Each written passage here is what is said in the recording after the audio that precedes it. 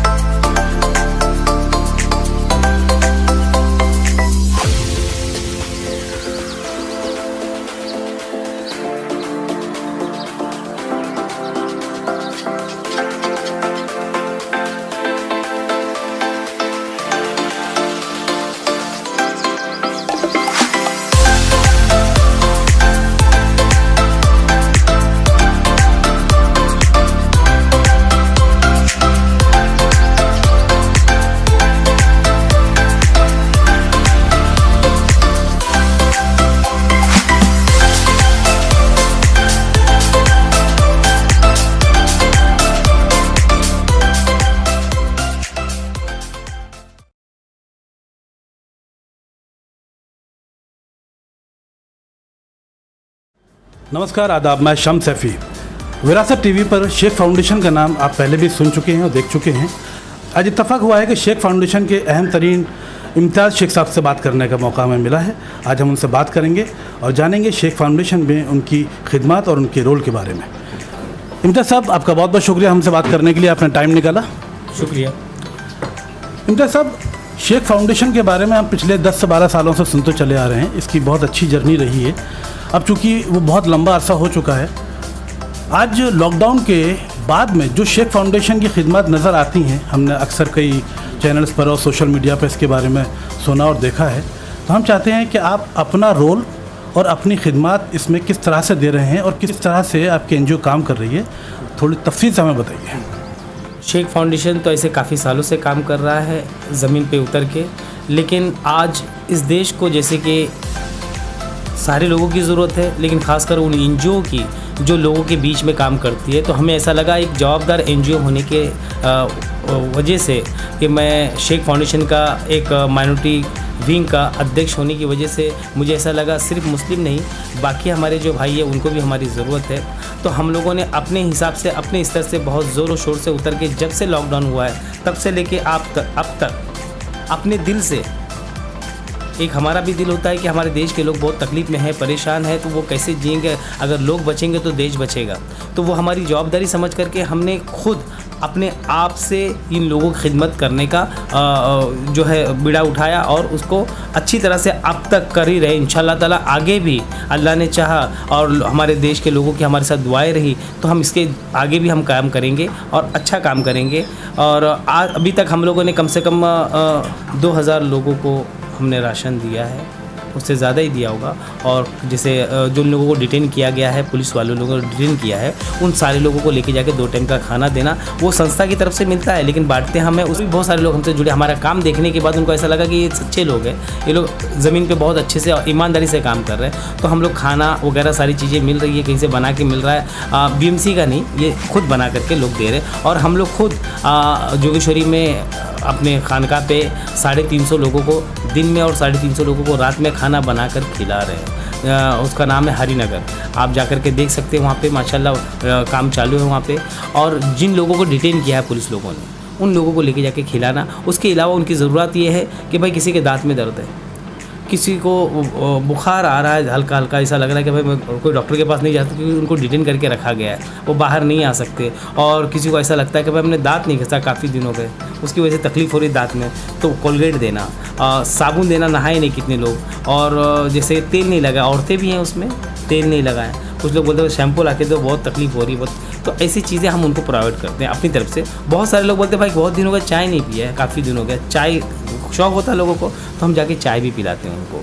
तो इस तरह से लोग हर जगह जाते हैं, लेकिन हम लोग रोड पे जो बच्चे रहते हैं उन लोगों को जाके मास्क हम लोग बांटते हैं और अपने हाथ से पहना करके उनको आते हैं, क्योंकि आज ऐसा लगता है कि ये जीवन बहुत ही मुश्किल से मिला है। जो इंसानी ज़िंदगी मिली, लोग जानवर बन के पैदा होते हैं, अल्लाह ने हमको इंसान पैदा किया, यानी कि अशरफुल मखलूक बनाया। तो इसके अशरफ होने की वजह से, बड़ा होने की वजह से हमारी जवाबदारी भी बड़ी होती है।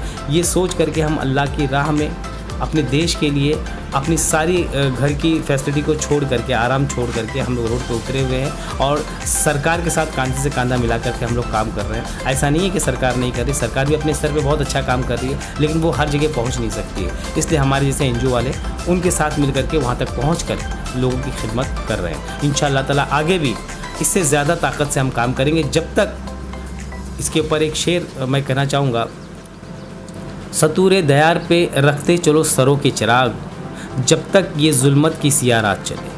तो हम डरने वाले लोग नहीं हैं, जब तक ये चलेगा तब तक हम उससे लड़ते रहेंगे इंशाअल्लाह ताला। लॉकडाउन को शुरू हुए 1 महीने से ज़्यादा का अरसा हो चुका है और आप कंटिन्यूसली अपने काम में जुटे हुए हैं। अब चूँकि रमज़ानों का महीना शुरू हो चुका है, तो रमज़ानों में आपको स्पेशली एक पर्टिकुलर कम्युनिटी को भी टारगेट करना है, और अगर हम बात करें हिंदुस्तानियों की तो उससे भी मज़हब के लोग भी हैं, तो जो आप पहले भी सभी तरह के लोगों के लिए आप काम करते चले आए हैं, तो आप किस तरह से मैनेज करेंगे? क्या आप रमज़ान के मुतालिक जो मुस्लिम कम्युनिटी के लोग हैं उनको किस तरह से आप हैंडल करेंगे, और जो बाकी लोग हैं उन्हें किस तरह से हैंडल करेंगे? क्या प्लान किया आपने आगे? जी, हम लोग ज़्यादातर हमारा काम ऐसा रहता है, क्योंकि जिस बेल्ट में मैं रहता हूँ यहाँ पे 85% हिंदू है, मुस्लिम कम है, इसलिए जॉब, मेरे दोस्त भी ज़्यादा वही होंगे, है ना, इसलिए मेरी जवाबदारी उनके लिए ज़्यादा हो जाती है और ऐसा होना भी चाहिए। मेरे घर के बेटे को भले मैं एक आधा रोटी खिलाऊंगा, लेकिन सामने वाले बेटे को मैं 1 रोटी खिलाने की सोचता हूँ, क्योंकि उसको बुरा नहीं लगे कि उसको 1 रोटी खिला रहा और मुझे आधी, तो मैं इसको 1 खिलाना चाहता हूँ और मेरे घर के जो बच्चे उनको मैं आधी रोटी खिलाना चाहता हूँ, और इससे अल्लाह भी खुश होता है, वो भी ये कहता है कि भाई करो आप। और रमज़ान के महीने में हम लोगों में ऐसे ज़कात और फ़ितरे का फ़र्ज़ किया गया अल्लाह ने कि आप अपने माल में से गरीबों, मिस्कीनों के लिए और जो असहाय लोग हैं उनके लिए आप अपना रकम निकाल करके उन तक पहुंचाइए। तो इसलिए मैं अपने कौम के जो मालदार लोग हैं, गनी लोग हैं, अल्लाह ताला जिन लोगों को नवाजा है पैसे से, दौलत से, किसी भी चीज़ से थोड़ा बहुत जो देते हैं, मैं उनसे ये रिक्वेस्ट करूँगा कि आप अपना जो पैसा है, जो अपना ज़कात है और फ़ितरा है, उसको सही जगह पे ख़र्च करें। मैं ये नहीं कहता हूँ कि मुझे दो या किसी को दो, आप अपने हाथ से खर्च करें, मगर अपने हिंदू भाइयों का भी ख्याल रखें। जैसे कि अल्लाह के रसूल ने पड़ोसियों का ख्याल रखने बोला है, उस तरह से उनका भी ख्याल रखें, ताकि वो भी बचेंगे, हम भी बचेंगे, तो ये देश हमारा जिस तरह से है गुलशन की तरह वैसा रहेगा। आपके अलावा जिस तरह से लोग यहाँ जो NGOs काम कर रही हैं, और कुछ हमने देखा है कि पर्सनल लेवल पर भी लोग आपस में कलेक्शन करके एक दूसरे की मदद कर रहे हैं, तो चूँकि आप लोग बहुत अच्छे लेवल पर काम कर रहे हैं, आपको किस तरह से लोगों की हेल्प मिल रही है, और आप दूसरे लोगों को क्या मैसेजेस देना चाहेंगे कि इस कंडीशन में वो किस तरह से लोगों की हेल्प कर सकते हैं? नहीं, इसी के काम करने के कई तरीके होते हैं, ज़रूरी नहीं आप पैसे से काम कीजिए। मैं जैसे कि कुछ लोगों को डिलीवरी का बहुत प्रॉब्लम था, डॉक्टर के पास जाना था, नाम लिखा है लेकिन एक हॉस्पिटल बंद हो गया, दूसरा बंद हो गया, तो आप उनके लिए साधन का भी इस्तेमाल कर सकते हो जिसे आपको अल्लाह ने दिया। उसके अलावा आप अपने इलाके में सफाई का ख्याल रखते हुए, झाड़ू वाड़ू साफ़ करते हुए, ये भी आप अपने हाथ से कर सकते हो। उसके अलावा किसी के सामान को उठा करके, बोझे को उठा करके कम कर सकते हो। हर चीज़ के लिए दौलत की ज़रूरत नहीं है, पैसे की ज़रूरत नहीं है, आप अपना वक्त और अपनी ताकत का भी इस्तेमाल कर सकते हो। हाँ, रही बात जो लोग मेरे से जुड़े हुए हैं, जो लोग मुझे चाहते हैं, वो लोग बहुत खुश हैं और उनकी दुआएं मुझे मिल रही है, और जो हमको कुछ देने वाले जो डोनेटर है वो भी बेचारे बढ़ चढ़ कर काम कर रहे हैं हमारे साथ में। अल्लाह उनको अच्छा रखे और वो लोग और आगे भी हमारे साथ में इसी तरह से खिदमत अंजाम देते रहेंगे इंशाअल्लाह ताला।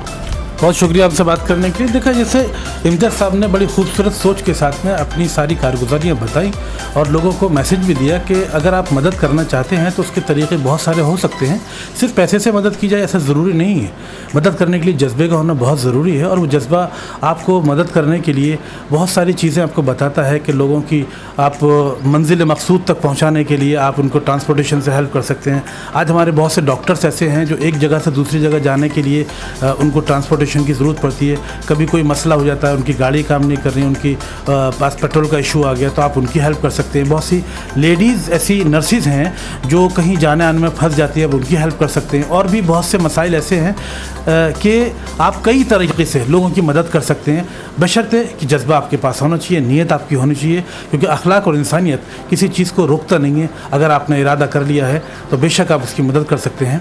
शेख फाउंडेशन के लिए हमारी दुआएं पहले भी थी, आज भी हैं, आइंदा भी रहेंगी, और तमाम फाउंडेशंस के लिए, ना कि सिर्फ शेख फाउंडेशन के लिए, बल्कि जितने भी NGOs और प्राइवेट लोग इस वक्त इंसानियत का सबूत दे रहे हैं, इस मैदान में उतर कर लोगों की मदद कर रहे हैं, हम चाहते हैं कि वो आइंदा भी लोगों की मदद करते रहें और ऊपर वाला उनकी हम सब की मदद करे, ताकि ये काम लोगों तक मदद पहुंचती रहे और लोगों के मसले आसान होते रहें। आप देख रहे हैं विरासत TV, देखते रहिए आपकी पसंद। Thank you so much.